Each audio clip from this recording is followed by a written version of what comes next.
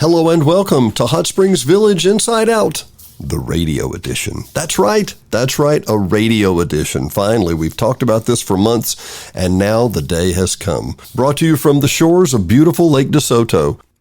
Hot Springs Village Radio Edition is brought to you by the wonderful cooperation of the people, our media partners, KVRE, that you're listening to right now.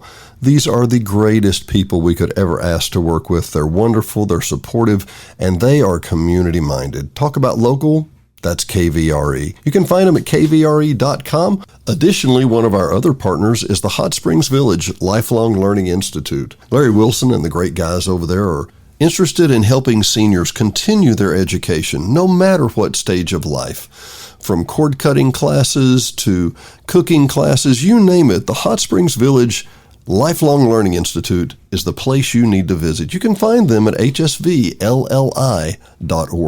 Again, that's hsvlli.org.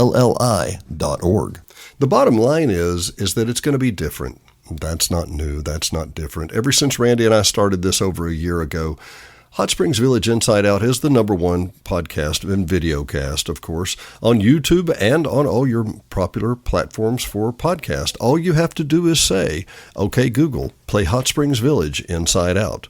If you have an Amazon device for Alexa, all you say is, "Okay, Alexa, play Hot Springs Village Inside Out." If you have a Siri device, which is an Apple device, you would simply say, "Okay, Siri, play Hot Springs Village Inside Out." All of these will begin playing some of the most recent episodes. If you have a particular episode in mind, you can say, "Okay, Google, play the latest episode of Hot Springs Village Inside Out." Hot Springs Village Inside Out comes out Tuesdays and Fridays, twice a week. Tuesdays are usually general interest stories, a lot of concerts, information like that. Fridays are always bigger shows, typically with bigger guests like Hale, who's the general manager, Congressman Bruce Westerman, and many more prominent figures. People as simple as our police chief and all the way down to the engineer. A lot of great people here in the village that make the village work. Additionally, songs and interviews from Bill Wythe and Brent Barnes, who recently played a great concert at the Woodlands for the Lifelong Learning Institute here in Hot Springs Village. We're going to hear Going Ugly Early, and maybe You Ain't Dolly, and maybe Higher Education with Kid Rock, Billy Gibbons of ZZ Top, Michael Ray, and Tim Montana. Trust me, you'll like that one. Stay tuned. Brent Barnes, who was our guest at the Lifelong Learning Institute concert at the Woodlands just about 2 weeks ago, is going to sing "I'm Living a Life Jimmy Buffett Only Wrote About," a great song he had back in '99. We have a lot of wonderful talent that comes through the village, and you just have to kind of be paying attention to catch them. A lot more concerts coming up, but first, let's play some fun.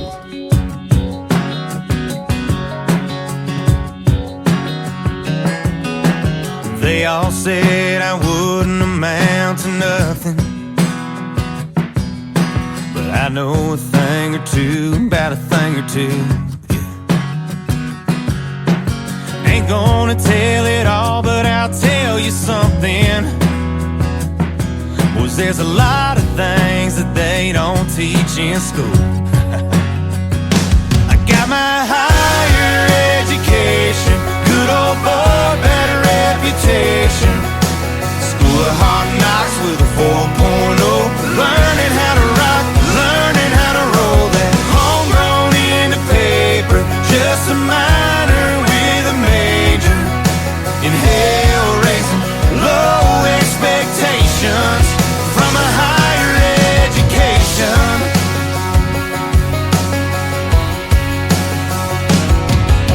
Well, I learned cigarettes go good with whiskey, and old guys know the best jokes at the bar. I'll tell them about it, kid. Don't pass up on a chance to smoke with Willie. No, I would never, brother. And pretty girls like guys that play guitar. Yes, they do.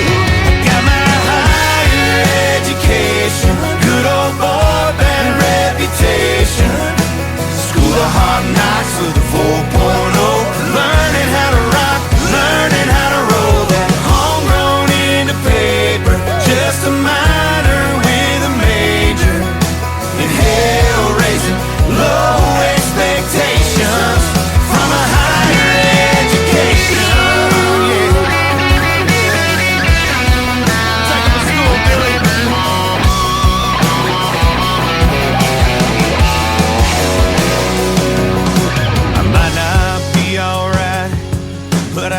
damn sure ain't all wrong. You ain't wrong. I tell you what, I'm gonna fire it up and keep on working on my higher education. Good old boy, band reputation. School of hard knocks with a 4.0. Learning how to rock, learning how to roll. That homegrown in the paper. Just a minor with a major. And hell raising low expectations from a higher education. Yeah, I got my higher education.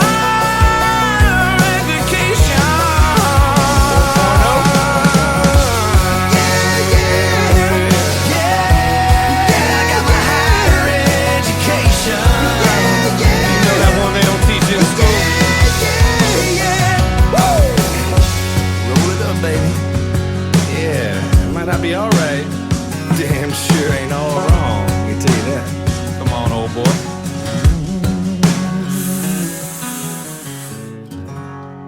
With higher education, that was Mr. Michael Ray, who actually is the primary artist on that song. Backed up with Kid Rock, Billy Gibbons from ZZ Top, and Tim Montana. You would call that rock, country? I don't know. But I tell you what, you're going to hear a lot more of that in this show. We're going to have a little bit of everything. We will range from Justin Timberlake to Willie and Waylon, I promise. Stay tuned. You'll have a great time. We're about to hear some wonderful more music, and then we're going to do an interview with Mr. Kelly Hale to hear how he got here.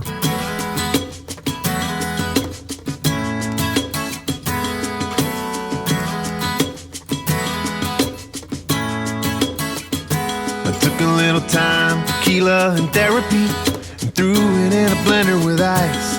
I was more messed up than I cared to be. Spent a whole lot of lonely nights. I was mad at myself, pissed at the world. It was hard to get up, but I put one foot in front of the other. Kept on keeping on going through the motions until there was no hard feelings and no bad vibes. I can't honestly say I'm happy to see the happy back in your eyes. You found somebody who painted your gray skies blue. Do I wish it was me? Hell yeah. Am I all the way over the pain? Not yet, but the sun keeps coming up, baby, and I'm still breathing. And there's no hard feelings. But I probably owe you an apology and some money for a new screen door. Your dad's probably glad to be rid of me, but that ain't me anymore. Hey, you love who you love, and you lose who you thought was the one, and you think that you might go crazy. You never get out of the rut. You get drunk, you hold on and let go of the grudge till there's no hard feelings and no bad vibes. I can't honestly say I'm happy to see the happy back in your eyes. You found somebody who painted your gray skies blue. Do I wish it was me? Hell yeah. Am I all the way over the pain? Not yet, but the sun keeps coming up, baby, and I'm still breathing. Hey, there's no hard feelings.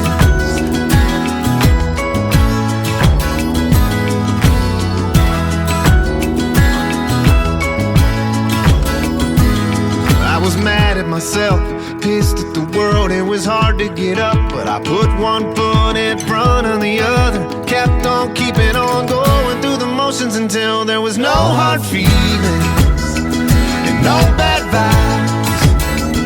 I can't honestly say I'm happy to see a little happy back in your eyes. You found somebody who painted your gray skies blue. Good for you. Do I wish it was me? Hell yeah. Am I all the way over the pain? Not yet, but the sun keeps coming up, baby, and I'm still breathing. And there's no hard feelings. I got no hard feelings.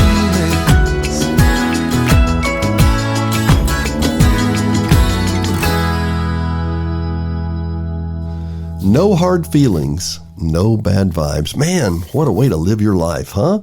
Hey, Hot Springs Village Inside Out. Dennis Simpson here for Hot Springs Village Inside Out Radio, and we're listening to Old Dominion from their album Time, Tequila, and Therapy. Let that sink in a minute. The first line of that song, a little time, tequila, and therapy, put them in a blender. I love that song for so many reasons, because the guy doesn't blame anybody but himself. He doesn't talk about how awful you were or that other person or the one he was mad at.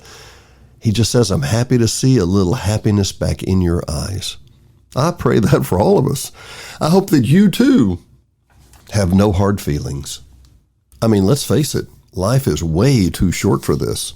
Anyway, still a lot of great music coming up. Next, we're going to ask Mr. Kelly Hale how he got to the village and basically hear about his blue-collar family background. His dad was an electrician, a power lineman, I believe he says, and a fascinating story to how to get to the village.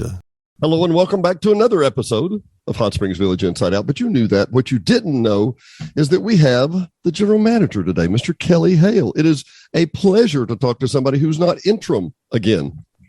Yeah. Well, I appreciate you gentlemen having me on today. Oh, an absolute delight. Kelly, I don't even know where to start. And, a general manager who has lived in the village a couple of years, that the board resoundingly approved, that has a skill set that obviously is very well suited for what we're talking about. Give us just the background for those that don't know. Give us the 5 Mile High view of Kelly Hale. Well, I'll just take you from where I was born and raised and kind of give you the long way around the barn and how I got here to the village. So I was born and raised in a little town called Bastrop, Louisiana. And I grew up in Northeast Louisiana in a town called Epps. And the majority of my family, it's right on the Mississippi border.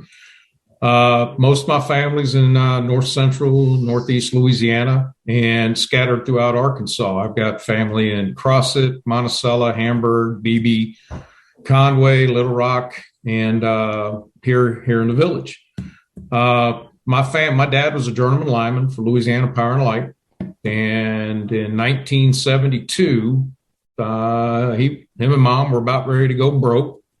We were living in Arcadia, Louisiana, just outside of Shreveport there. He was set up over in a substation area there. And he decided that he was going to find a better employment. So we moved to Phoenix, Arizona in 1972, looking for work. So my dad got hired on at Salt River Project, and we lived out there for 3 years. And then they laid off all the linemen. And we moved to Vancouver, Canada for 1 year. My dad worked for BC Hydro.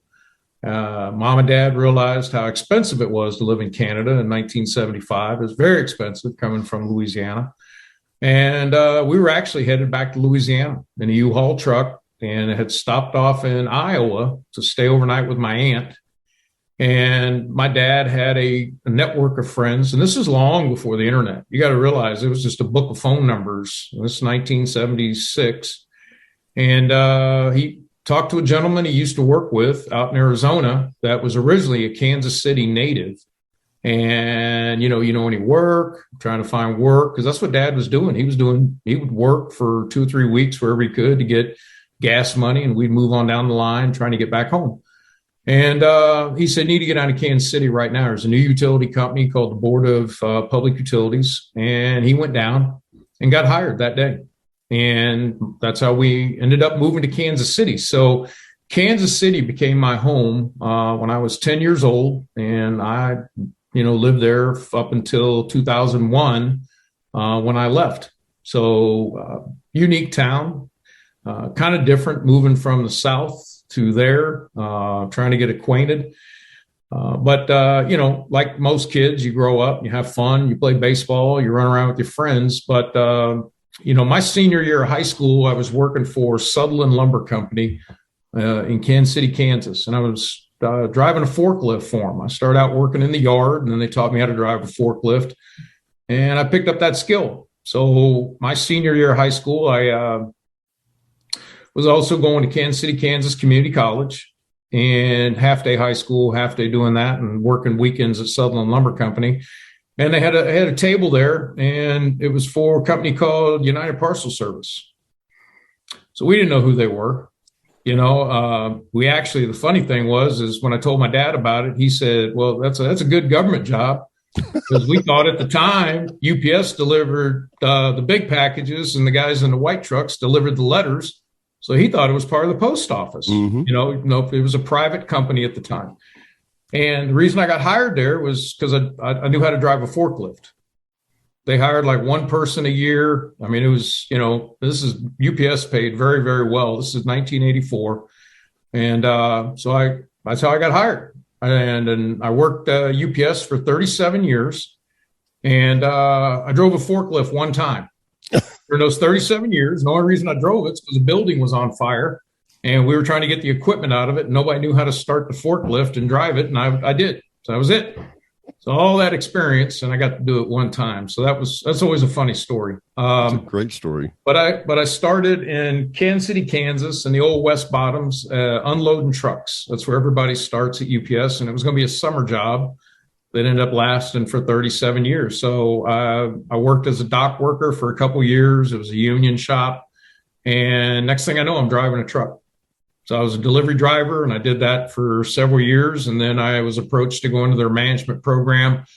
Back then, UPS was a privately held company, and they had a very, very good management program, and you had to be invited in.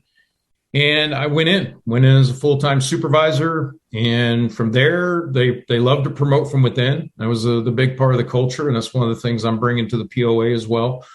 And really just getting my feet wet, and one thing led to another. So I kept getting promoted, and my wife and I relocated around the country 9 times. I've had 11 different sites that I've worked in over my career, and ended up retiring as a vice president of U.S. operations, ran the Chicago office. So I was based in Chicago. My wife was living in Westfield, Indiana, which is a suburb of Indianapolis, because she was not going to move back to Chicago again. I don't blame her. We'd already done 2 tours through there, and she didn't want to go back. So I had already been traveling 3-4 days a week. I was gone from home. So we kind of did the math, and it was kind of like, well, why don't you just get an apartment in Naperville? And I was working in Hodgkins, which is over on toward the south side of the city there. And then I flew out of there, and I had a territory that ran from the Canadian border through, the Gulf of Mexico. It was 14 states. And that was my job, was to go around the United States and just visit with my teams, look at things, validate things were going right, and work on projects that we had going on at that time. So we did that for 2.5 years, and then I decided to retire. And the UPS lets you out when you're 55. You can get a full pension. So they have the old style defined benefit pensions. And 55 come around. They wanted me to work a couple more years, and I just had enough. I mean, I've been away from home I've been on the road for 22 years traveling. My wife was tired of it, and we really wanted to retire. So, and that was really the background there. As far as the village here, I've been coming to the village for over 5 years. My mom and dad moved down here in 2017. My uncle, who lives in Crossett, Arkansas, who worked for Arkansas Power and Light, was a journeyman lineman also. He put the power in here in 1970 with APL. So he had told my parents about this place since the Coopers built it and how great it was. And we'd been to Hot Springs, when I was a kid before. So, we were familiar with it, but we were really looking for a place to retire. So mom and dad moved down here. And that worked out well.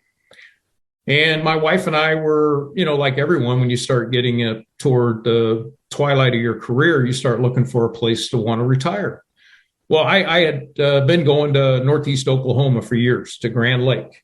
So I've got a connection with Grand Lake down there. My wife's mom and dad lived in Bartlesville, Oklahoma. And they had a lake house over there at Grand Lake. I don't know if you're familiar with Grand Lake, but it's a beautiful lake, kind of a home away from home for me.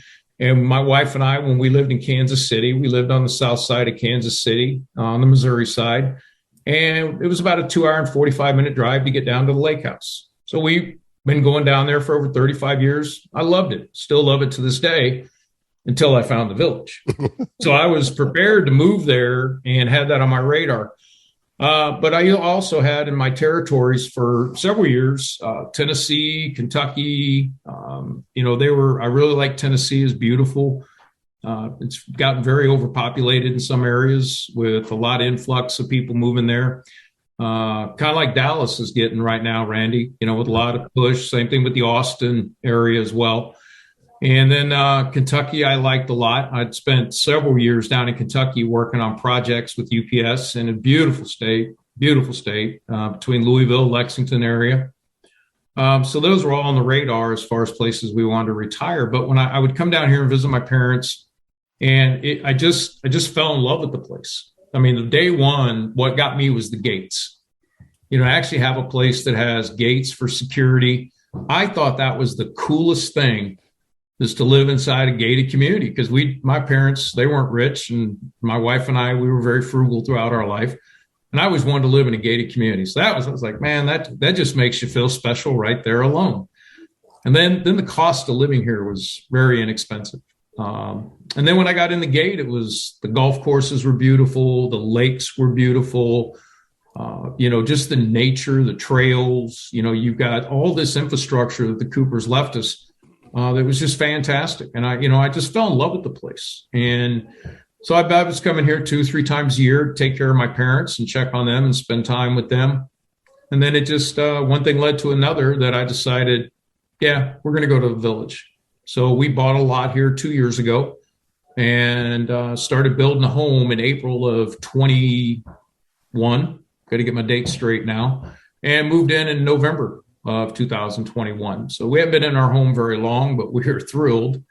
And it really worked out well. I think the biggest thing that really drew me to the place was not only the beauty and the amenities that we have, was really the people. There's a lot of really special people here that we fell in love with. We've got several friends. We had a rental house over on Pizarro that we've gotten to know all the neighbors up and down, and we still have spent time with them, even though we're not over there.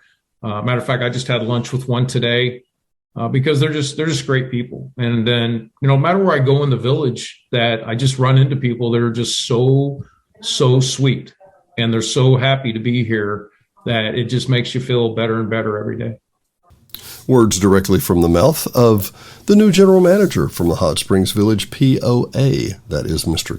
Hale, who spent basically his work-life career at UPS and areas around here, and came back through and decided to stay, and we couldn't be happier. It is a pleasure to have him. If you're not familiar with the concept of podcast or any of this tech stuff, you can simply go to www.hsvinsideout. Again, that's www.hsvinsideout.com. And you can find all of our shows. There's a search button. You can search for any of the shows you want to see or hear. You can actually also search on YouTube to see any of these. Just go to YouTube and type Hot Springs Village Inside Out. You can see all of our shows there, and you can subscribe to the weekly, once only a week newsletter that will give you the update on Sunday mornings about what was posted this last week. Also, if you go to YouTube and look for Hot Springs Village Inside Out, as I mentioned, you can actually hit the subscribe button, and YouTube will notify you when a new episode comes out. That would be Tuesday morning early and Friday morning early. Speaking of new episodes coming up, we've got interviews with Congressman Bruce Westerman.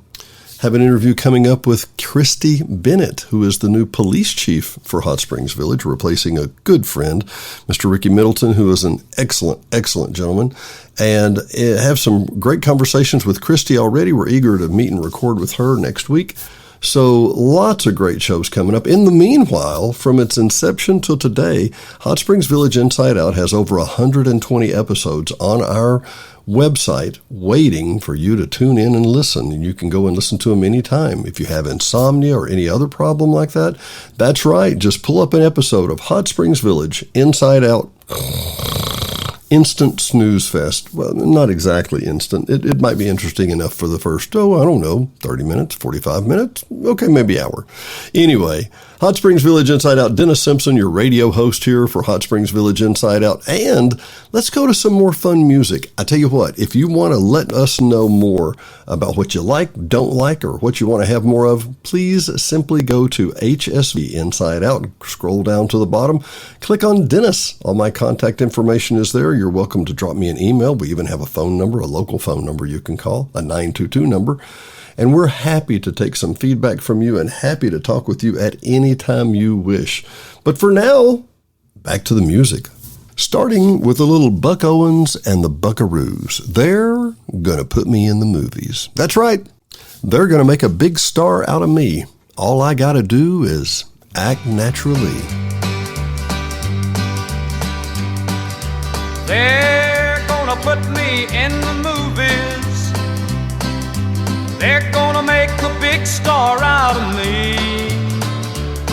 We'll make a film about a man that's sad and lonely, and all I gotta do is act naturally. Well, I'll bet you I'm gonna be a big star. Might win an Oscar, you can't never tell. The movie's gonna make me a big star, 'cause I can play the part so well. Well, I hope you come to see me in the movie. Then I know that you will plainly see the biggest fool that's ever hit the big time, and all I gotta do is act naturally.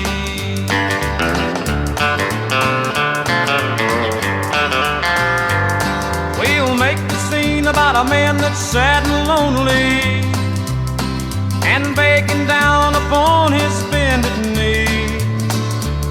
I'll play the part, but I won't need rehearsing. All I'll have to do is act naturally. Well, I'll bet you I'm gonna be a big star. Might win an Oscar, you can't never tell. The movie's gonna make me a big star, 'cause I can play the part so well. Well, I hope you come to see me in the movie. But then I know that you will plainly see the biggest fool that's ever hit the big time, and all I gotta do is act naturally. That's right, Buck Owens and the Buckaroos. They're going to put me in the movies. They're going to make a big star out of me. All I got to do is act naturally. And now, a little more fun. Now, this is not all going to be in the country genre, I promise. As I said, it's going to be a little different, and you'll see why. Because we have up next the best, worst ex ever. My ex hung the watch that I bought him on a tree branch and shot it with a rifle. My ex said the preacher's daughter, she was just a good friend, and swore it on the Bible. Ooh, girl, nah, you can't make this shit up. So tell me, ooh, girl, yeah, before you kicked him to the dust. Did he cheat? Did he lie? Did he love to make you cry and call you crazy? Was he drunk? Was he drama? And mean to his mama? And call your best friend baby? When it comes to him, I know I'm gonna win. Nobody's ever done that better. I've got the best, worst ex ever.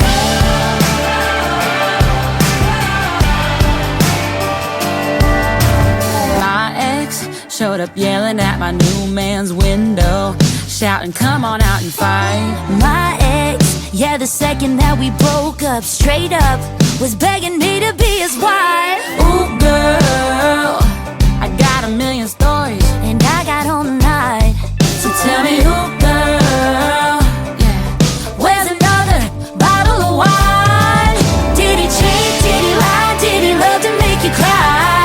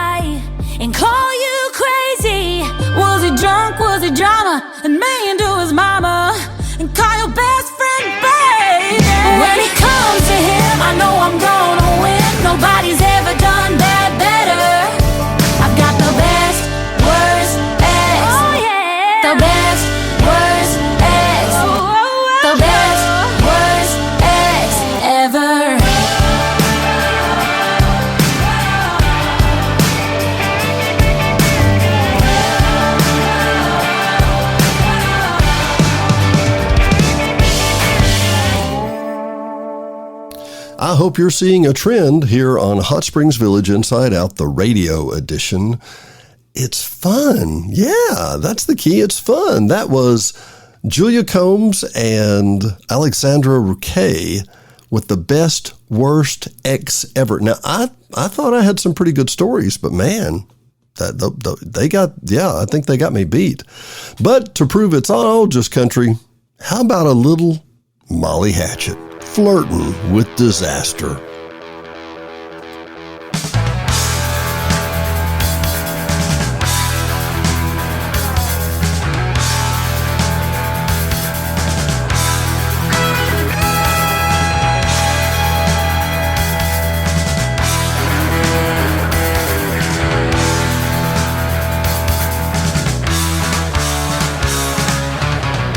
I'm traveling down the road, not flirting with disaster.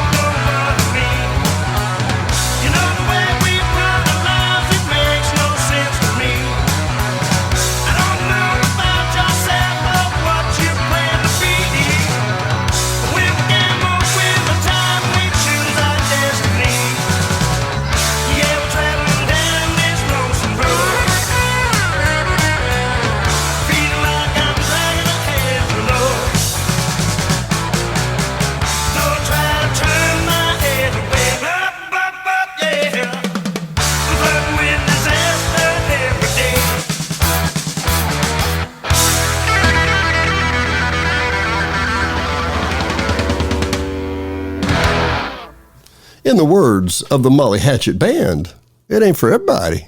I think that's the exact way he said it was, ain't for everybody. Yeah.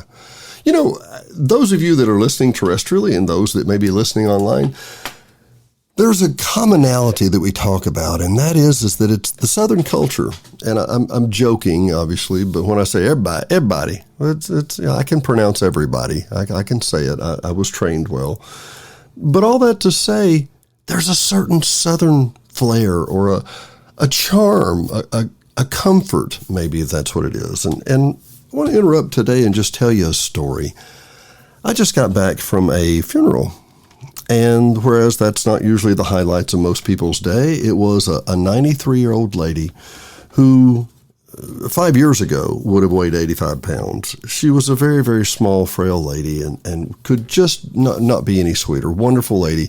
My brother-in-law's mother, and I think the world of these people. I literally had my sister not picked him, we would have picked him to marry her. David's just a fantastic guy. All that said, 93, and she's passed away. And what does this have to do with country? Well, let me tell you about country. Let me tell you about Benton, Arkansas. Benton, Arkansas is where Sling Blade was filmed, and part of where Billy Bob Thornton took some of his characters from, because I knew a couple of the guys. I know the characters they were based on. But the reason I tell about Benton is because we were at the Ashby Funeral Home today, a place, unfortunately, I've been at many times. I've sang there before, at other funerals, of course. And as we're leaving and driving to the Social Hill Cemetery, just maybe 5 miles outside of Benton, we're going down Sevier Street through the working part of the town, working class part of town. And I remembered why I love the South. We have our flaws. Everyone does. But I remembered that as I'm bringing up the rear end of the cavalcade to the cemetery, that everybody's pulled over on the side of the road. There are lights on, out of respect for somebody they never knew or would never meet. Sybil Capel was a very quiet lady who didn't reach out to many people. Not a lot of people knew her outside her church and her family. But on this day, in this small southern Arkansas town, for a few minutes, everything stopped for Sybil Capel to pass. It was hard to not be moved. It was hard to not be impressed. And the real merit of this was that I was the very last car in the parade or the cavalcade, whatever you want to call it.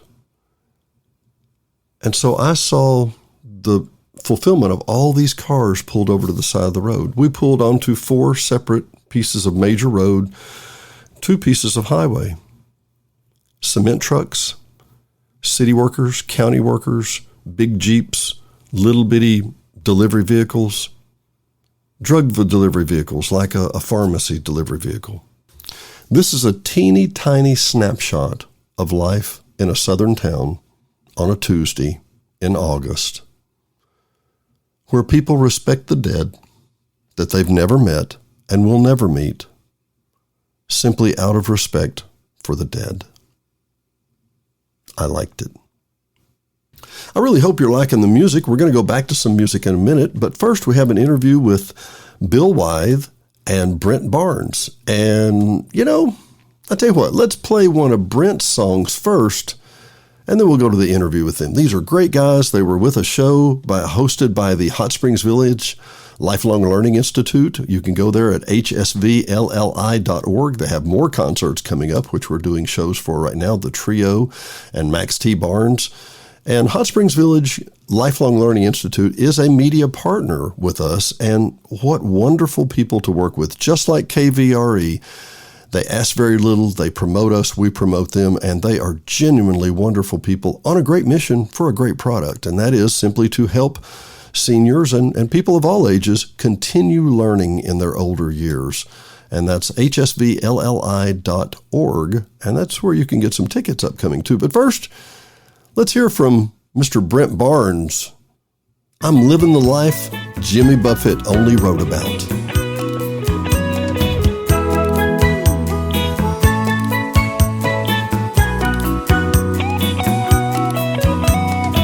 Muppets on Broadway, I'm at the beach. He's wearing Johnston Murphys, I'm in my bare feet. He's rolling in the dough while I roll in the sand, picking my six string in a funky little band. I'm living a life Jimmy Buffett only wrote about. While he counts the money, I'll go ahead and live his life out.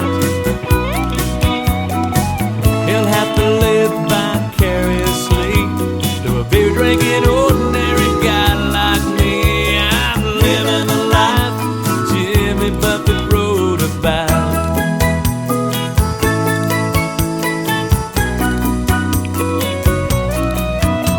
He's flying his airplane, I'm driving my van, living with a waitress and working on my tan. He's up with the big dogs making a deal. I'm down here in the real Margaritaville, just living the life Jimmy Buffett only wrote about. While he counts the money, I'll go ahead and live his life out.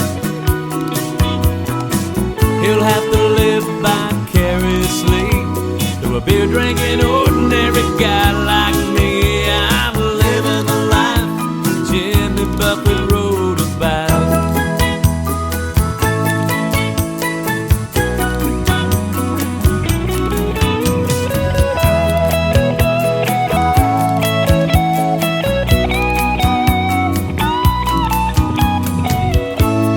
He's in the boardroom while I'm in a bar room. He's dealing with stress. I'll be feeling better soon, real damn soon, 'cause I'm living the life Jimmy Buffett only wrote about. While he counts the money, I'll go ahead and live his life out. He'll have to live vicariously through a beer drinking ordinary guy like me. I'm living the life Jimmy only wrote about. That's true, so true. I'm living the life Jimmy Buffett wrote about. Yeah, we miss you down here in the coast, Jimmy.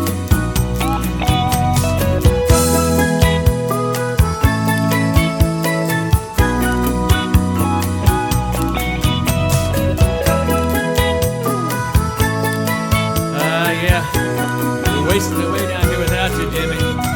Come on.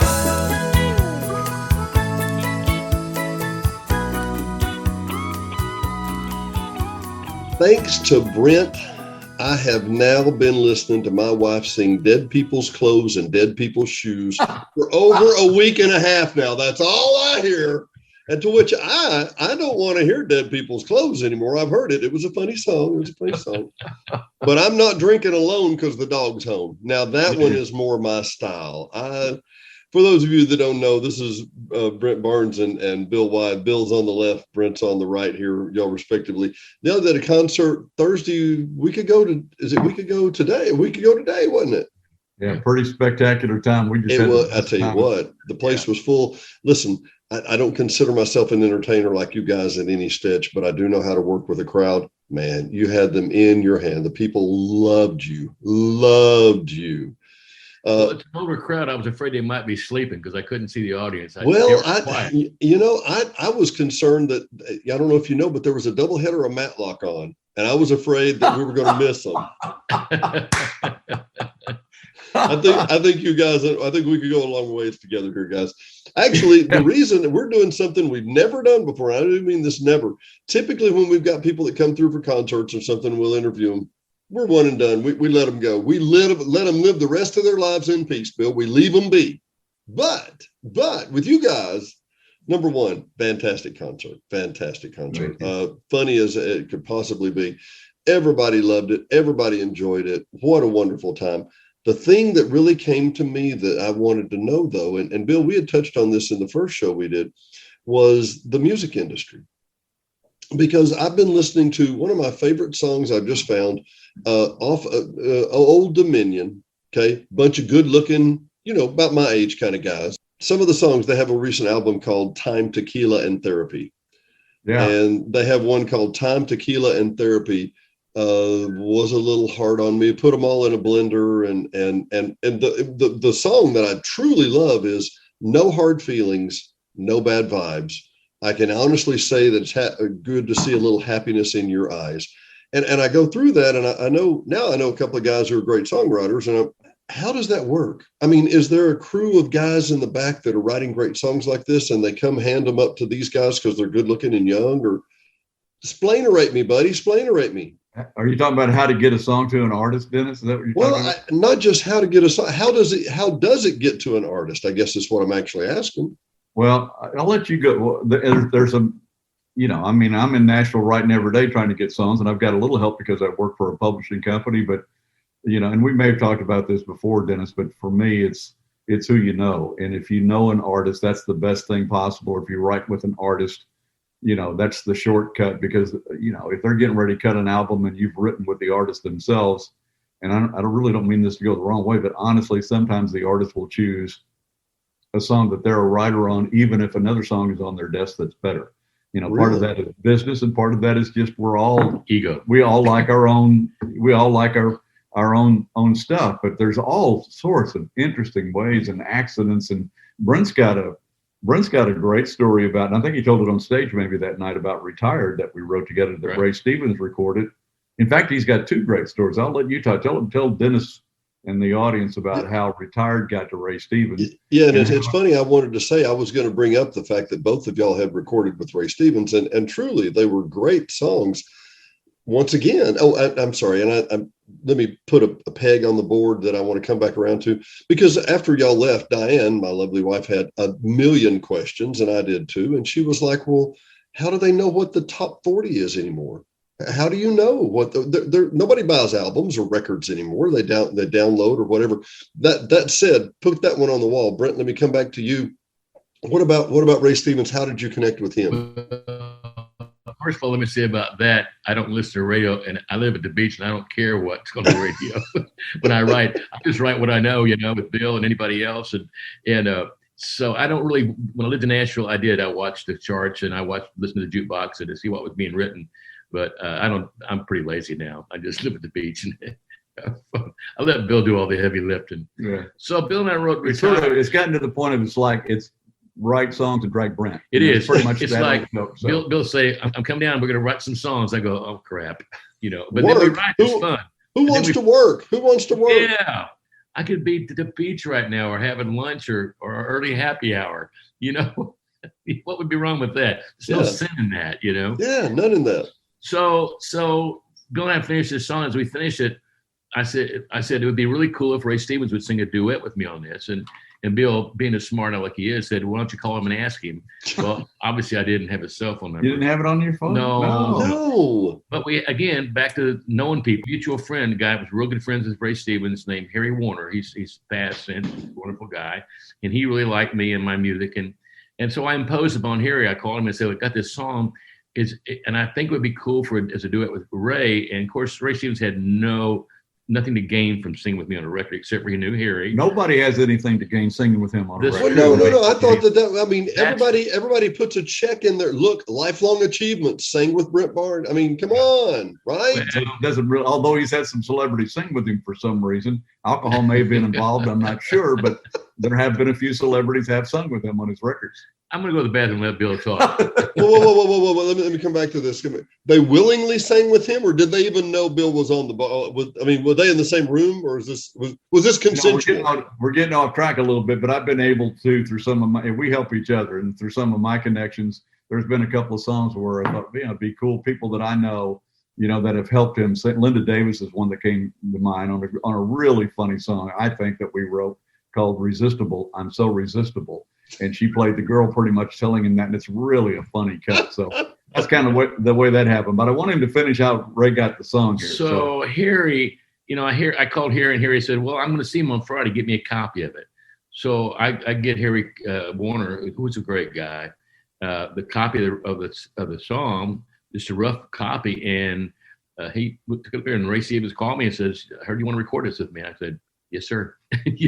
And so I went up there and we recorded it, and it was just fun because I've been a Ray Stevens fan since I was a kid, and of course, comedy writing as we do a lot of, not all, but he's one of the guys, Yeah, he was the man. You get to record with him. Of course, he recorded on one of his CDs and did it on his radio show on RFD, and it was just it was a great experience. He couldn't have been nicer to me and to Bill for some reason. Yeah. So that's kind of how that got to him. But I also wanted to tell you the other story, Dennis, about the Cletus T. Judd Cup we got together. I'm Going Ugly Early Tonight, which has been a boon for the two of us, because the song is just, it makes people laugh everywhere you go, and you know that they're going to laugh when they hear the little double surprise at the end of the song. But we had written that song, and we, after, when you play out it in front of audiences, you find out pretty quick if the song is funny or not. Their reaction will tell you after 3 or 4 or 5 times. You kind of know what you've got or you don't have. And with Going Ugly Early, it was loud laughter the first time I did, and I know it's the same for Brent too. But this is a different way of how a song gets to an artist that Brent had happened. So I was on Big D and Bubba's radio show. It's a syndicated radio show. I was recording in Nashville. Recording in Nashville. Was that a mistake too? I mean, did they know you were on the page? Obviously. Can you edit Bill out of this? I can. Hang on, I'm putting the. I'll call you later. Yeah, how would I do that? So on Big D and Bubba's show, and they couldn't get the racing pigs on from the Wilson County Fair that day, so they took Brent instead. And then they made me sing while riding on a pig with a small saddle. But it was a challenge with holding the guitar. Keep your balance, You're just that good. But I love pigs, so yes, you do. It's well documented. Yeah, but I had fondness for years. So I'm on. Would you shut up? Big D and Bubba. Big D. I don't mean to hog the interview. Yeah, you are. Yeah. Well, Suey to you too. He is in Arkansas, by the way. I know. I'm pandering to his audience. I know. Suey. Yeah. So anyway, enough pig jokes for one day. Anyway, anyway, I did the song on the show, and I was driving live, right? Live, yeah. And somebody from Cletus T. Judd people heard it, or he heard it, and I got a call from his people and said, Cletus wants to know if he can record that song. This is like the same day I'm leaving, I think. And I said, nah, I'm a little busy right now. I'm on a throw. Can he call you back later? Okay. He's lying. I said, okay. And so he did it, and they sold 195,000 copies, and they paid Bill and I on time. And in the business, that's nice. That's nice. That is nice. Mailbox money. Yeah. So there's a couple of different ways it gets there. And to go back to your other point, because our lives are a little different, because Brent's telling the truth. He's on the beach, and his musical life is different than mine right now, because I'm still in that grind of writing songs every day and trying to get cut. So for me personally, and Brent did that when he was in Nashville and was young, it's almost necessary that you pay attention to the charts. And I do. I don't listen to a lot of commercial radio, but what I will do every week or every other week is I'll pull up the charts. And if I have not heard the song, I'll pull it up and find it on YouTube, and I'll listen to at least 20 or 30 seconds, so that I'm kind of in the mindset of, here's what's selling now, this groove, this kind of thing, because it changes all the time, so you got to keep up if you want to get a cut, I think, from the artists that are on the charts right now. Well, how do they know what the charts are? As Diane said, nobody buys an album anymore, or for 45 or whatever. They obviously will download it, or there's watches or on YouTube, or there's listens on Spotify. Hey, Dennis, did you just say 45s? Yeah, 45. I'm that old.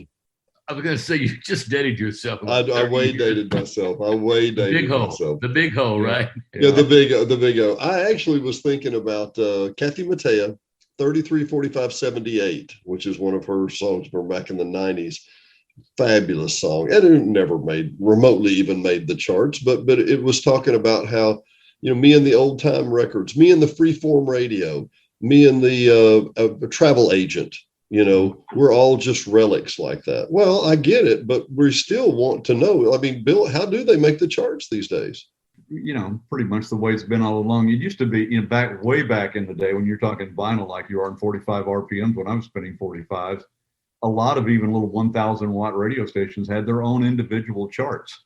and they would actually play a request if you called the disc jockey. That's Right. long gone. That's just long gone. And again, it's just a matter of keeping up with times. It's business, and you have to realize that commercial radio, which is where Carrie Underwood is played, which is where Kenny Chesney, the current big artists, Zach Brown, you name them, Lady A, that it's now a completely different world. It's a completely different sound, and it's a completely different demographic target. 25 to 54 is almost passe in country radio. It's more like 18 to 34. So when you consider that, oh yeah, they're going for the younger demographics because they can sell more ads, and that's where it's at. And people listen to the radio at that age. When you get to be in our age bracket, when you turn on whatever the commercial radio station is in your town, if you're at a certain age, they're not playing the songs that you love because that was a long while ago. Haggard and Cash, those guys aren't, it's moved on. So we don't tend to want to listen to commercial radio because we don't like it as much as the stuff that we grew up listening to. It's all about what the 18 to 34-year-olds like right now. That's what drives. It's not you and me. It's them. It's, that they're playing to. So you have to keep that in mind. And you got to remember those kids that are at the top of the charts, not all of them. Some of them still have a love for traditional country music that I love, some. But for the most part, man, these are kids that grew up with electronic music and rap music and, were influenced by boy bands. And so that reflects into the 18 to 34 demographic with whatever you consider to be country music these days. So I see a lot of boy band feeling from Bill when we write together. He's got that persona. Everybody. Yeah. Yes, sir, really do. That was Brent Burns and Bill Wythe recounting their stories from being in a concert for the Hot Springs Village Lifelong Learning Institute here in Hot Springs Village about a week ago. It has been a delight to have you with us on the first inaugural episode of Hot Springs Village Inside Out Radio. We hope you'll tune in with us again next week, and you'll enjoy another great show based on some of the wonderful interviews you can find at www.hotspringsvillageinsideout.com or YouTube Hot Springs Village Inside Out. We have a show called Hot Springs Village 360, one of our most popular shows. It tells everything to do within an hour of Hot Springs Village, and there's so much to do. It's a two-part show. We think you'd enjoy that and have a great time. In the meanwhile, enjoy our friends here on KVRE. You can hear them live at 92.9, streaming across the world and across the nation. Great programming every week. And remember to join us with Hot Springs Village Lifelong Learning Institute next concert coming up at hsvlli.org. For Dennis Simpson and Mr. Randy Cantrell, who'll be joining me soon, we will see you next time.